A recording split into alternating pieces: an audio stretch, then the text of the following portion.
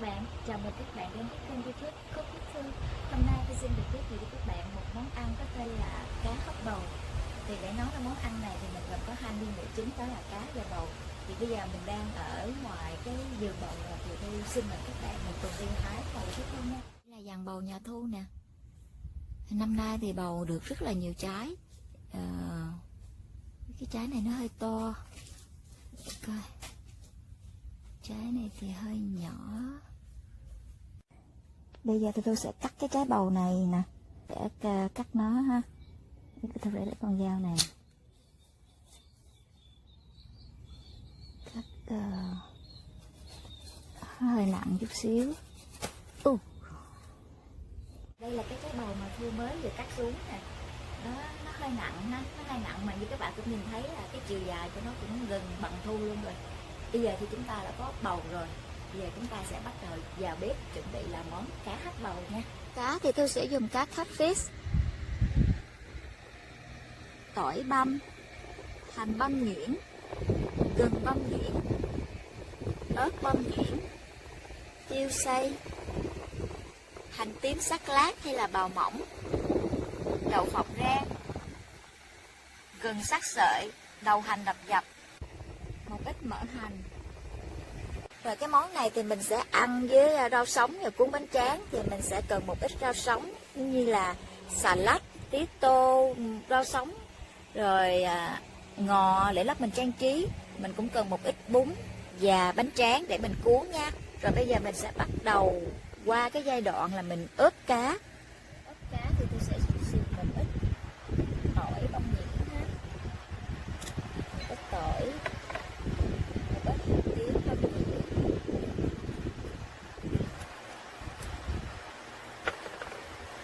một ít gừng băm nhuyễn, một nửa muỗng cà phê bột nêm,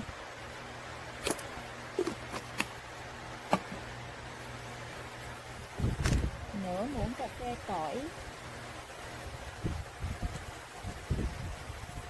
bột tỏi, một ít tiêu.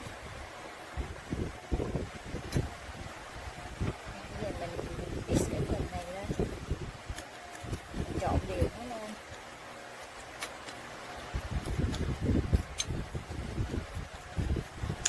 Rồi mình sẽ ướp cái con cá này ha. Mình sẽ cắt nó xíu xíu như vậy để mình ướp cái gia vị cho nó thấm. Cắt hai bên đi nha.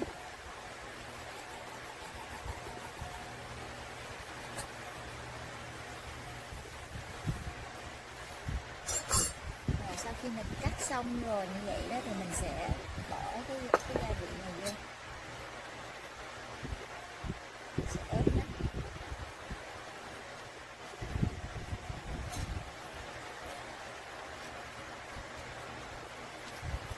Nhét vô mấy cái chỗ mình cắt á, cái kẽ mà mình mới cắt hồi nãy, mình nhét vô trong, nhét vô bên trong đây luôn.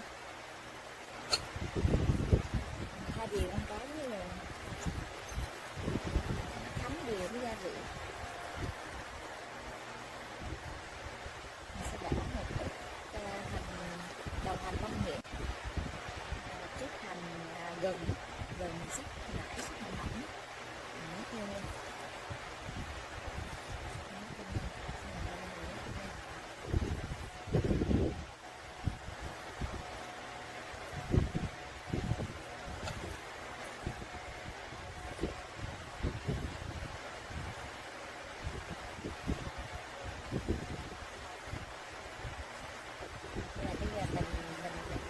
Sau khi mình tẩm gia vị lên rồi đó, mình sẽ ướp đó, mình chờ cỡ 15 phút.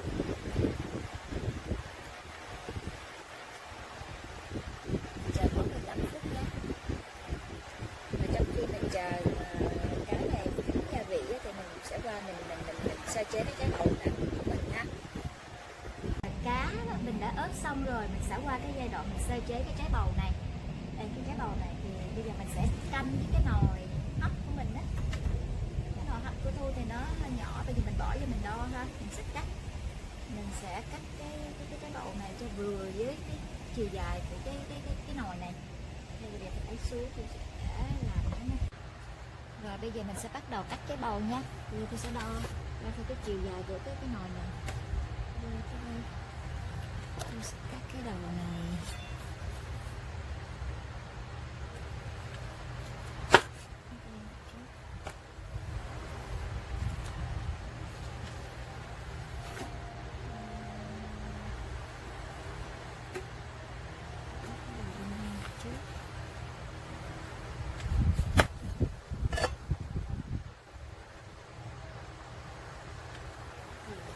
Vừa chưa vừa thì mình sẽ cắt tiếp nhé. Cắt cái chừng này mình để vô trong cái nồi đó đó, nó vừa thì thôi. Rồi bây giờ nó vừa rồi nè, mình để cho nó nằm xuống nó vừa rồi. Bây giờ mình sẽ lấy ra, mình sẽ tiếp tục mình cắt một cái lỗ, mình khoét một cái lỗ để mình nhét con cá vô bên trong đó.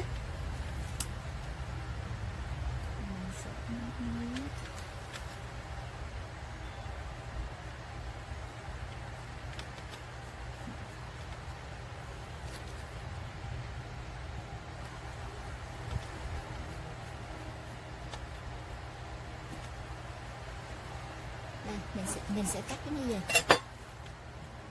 Mình sẽ cắt nó giống như vậy nha. Đây, mình sẽ cắt một cái đường giống như vậy, sau đó mình sẽ khoét cái bên trong nó, mình sẽ dùng cái muỗng á, mình cạo, mình móc cái trong ruột nó ra, mình để có độ sâu á, thì mình mới nhét cái con cá của mình vô bên trong cái bụng nó được.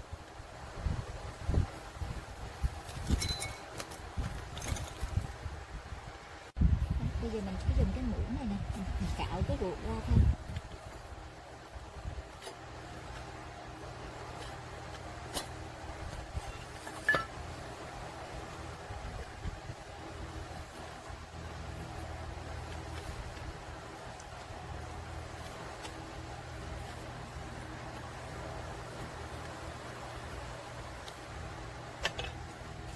Đây nè các bạn, mình cạo như vậy nè, mình moi cái ruột nó trong này ra, moi hết ruột nó ra.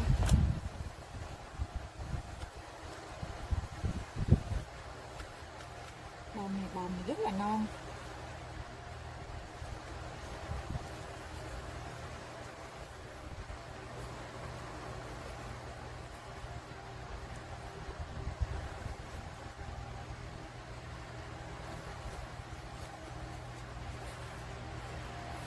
Đây, sau khi mình moi hết, mình cắt á, mình moi hết cái ruột ra thì cái bầu nó sẽ giống như vậy đây. Nó sẽ như vậy ha.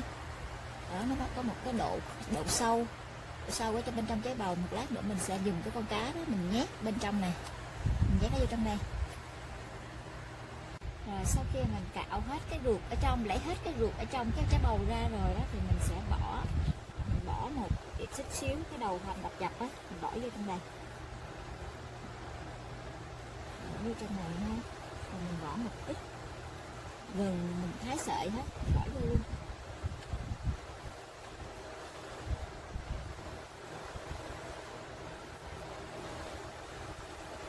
Bỏ trong đây. Rồi mình sẽ bỏ thêm một ít hành tím băm nhuyễn với tỏi băm nhuyễn. Sau đó thì mình sẽ bỏ con cá của mình vô. Đó, mình ướp hồi nãy giờ cũng thấm rồi đó. Bây giờ thì mình lấy ra. Đây, con cá là mình ướp hồi nãy giờ đây. Đó, bây giờ mình sẽ bỏ nó vô trong đây nha. Cố mình nhét nó vô. Mình lăn nó ra, mình nhét nó vô.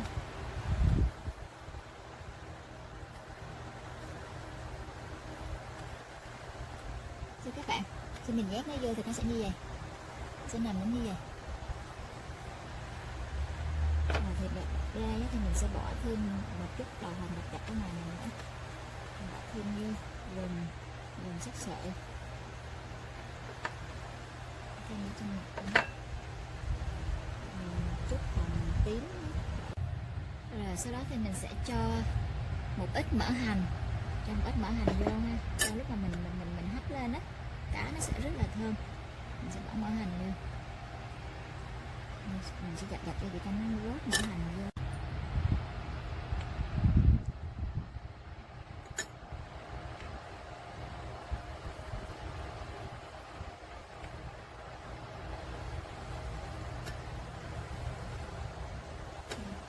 Trang chút xíu rồi. Đây các bạn. Đó, cá mà sau khi mình nhét vô, mình bỏ mỡ hành lên trên mặt đồ, nó sẽ đánh như vậy.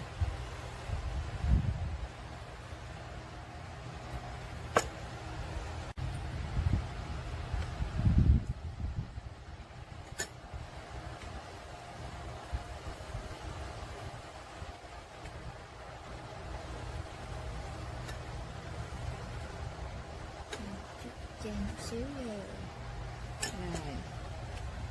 Đây các bạn. Đó, cá mà sau khi mình nhét vô, mình bỏ mỡ hành lên trên mặt đồ, nó sẽ đánh như vậy.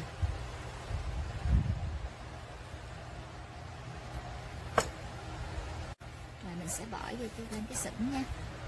Mình sẽ bỏ vô cái sửng, bỏ nó vô.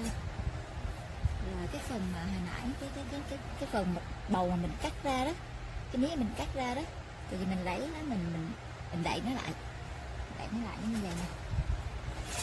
Mình đậy nó lại, mình đè nó xuống, đó, đè nó xuống là nó sẽ giống như vậy. Đó, các bạn thấy không? Đó, bây giờ mình sẽ để nó vô trong cái sửng. Rồi bây giờ mình sẽ bắt nồi nước lên. Mình sẽ chờ cho cái nồi nước này nó sôi thiệt sôi. Cái sôi thiệt sôi rồi thì mình mới bỏ cái sửng này lên, mình hấp cỡ 20 cho tới 25 phút thì cá sẽ chín. Bây giờ trong lúc chờ bầu chín ấy, thì Thu sẽ pha nước mắm ha. Mình pha nước mắm để lát nữa mình chấm với bánh tráng.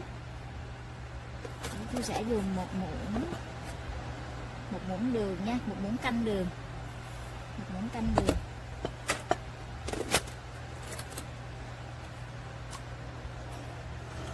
với một muỗng canh nước mắm,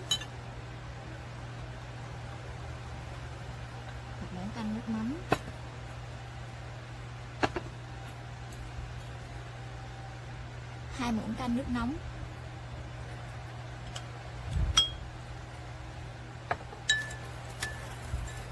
Rồi Thu quậy cho tan lên, cho tan đường ra. Nha.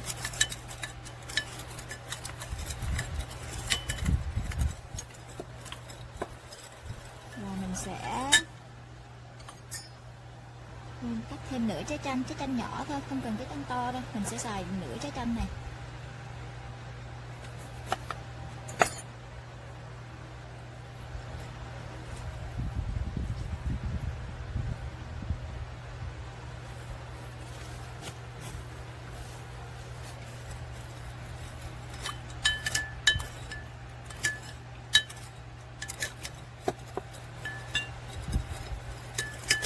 Sau đó tôi sẽ thêm tỏi băm vô,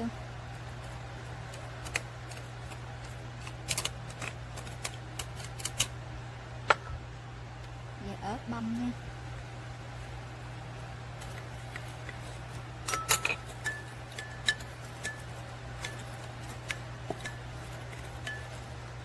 Rồi bây giờ mình đã pha xong cái phần nước chấm này nha. Đây là phần nước chấm của mình.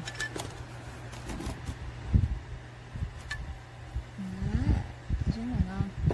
Rồi bây giờ mình qua giai đoạn mình thắng hành phi, để chút nữa mình bỏ lên bún, mình ăn với bún nha.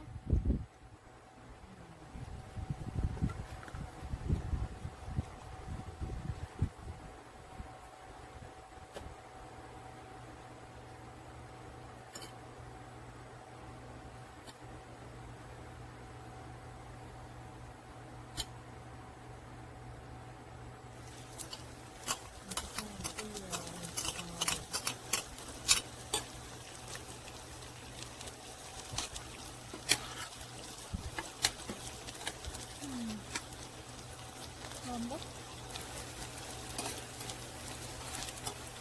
Mình sẽ xào tới xào lui cho đến khi nào mà nó ngả màu vàng á thì mình tắt lửa ha.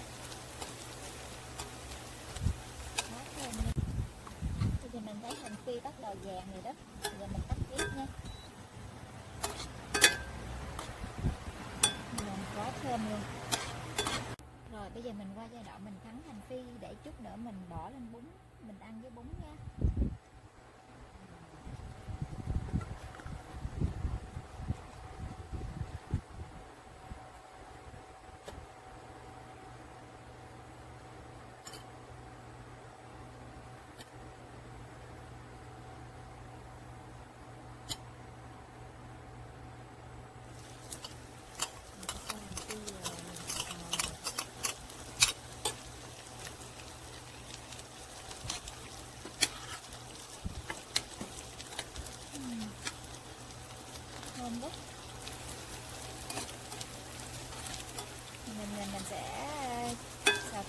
cho đến khi nào mà nó ngã màu vàng á thì mình tắt lửa ha.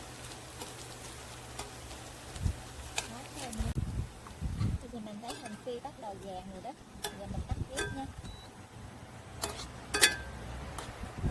Bây giờ mình có thêm luôn.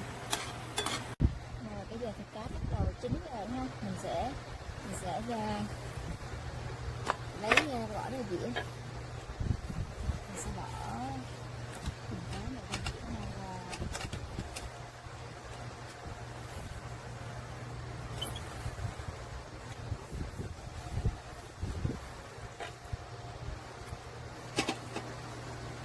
rồi các bạn coi nè. Đó, bây giờ mình bỏ ra dĩa ha. Mình bắt đầu mình trang trí nó. Mình sẽ bỏ bún. Rồi khi mà nó chín thì nó sẽ như vậy. Mình bỏ cái nước này vào cho các bạn coi rất là ngon. Rồi bây giờ mình sẽ bắt đầu cái phần trang trí cho cái bầu hấp cá này nha. Mình sẽ bỏ một chút salad cái này, trang trí sao cũng được hết đó, miễn sao mà các bạn nhìn thấy là được là được rồi. Bây giờ mình cứ bỏ salad xung quanh. Đó, salad xung quanh. Đó, mình sẽ rồi xong rồi mình sẽ bỏ một chút rau sống lên. Rau sống rau thơm á. Bỏ lên xung quanh hai bên đây. Rồi sau khi mình bỏ rau thơm này lên rồi thì mình sẽ cho bún lên nha. Cho bún lên đây. Rồi mình sẽ cho một ít ở bên phía bên này.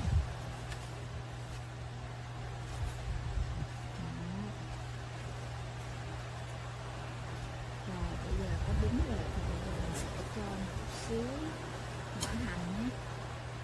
Mỡ hành mình bỏ lên trên cái bún này.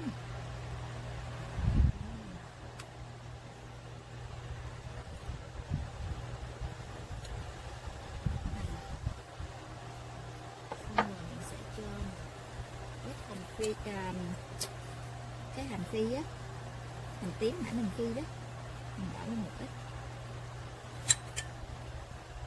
cho nó thơm.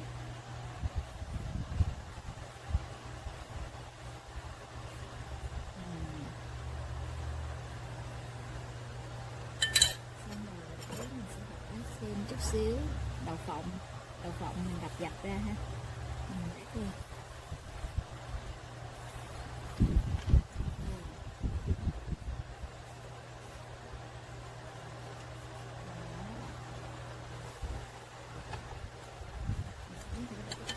Phi lên trên bún nước cá đây.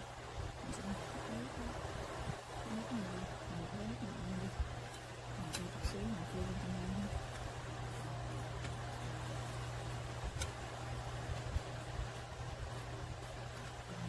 Cho hành phi lên đây luôn. Mình cũng cho chút xíu đậu phộng lên trên đây luôn. Rồi bây giờ mình sẽ cho một ít ngò. Vài cọng thôi để mình trang trí.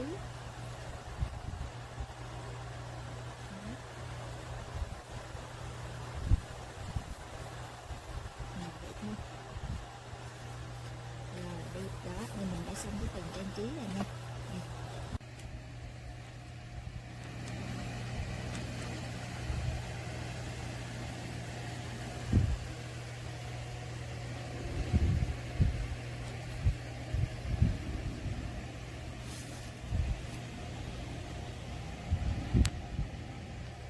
Vậy là mình đã làm xong món cá hết bầu rồi.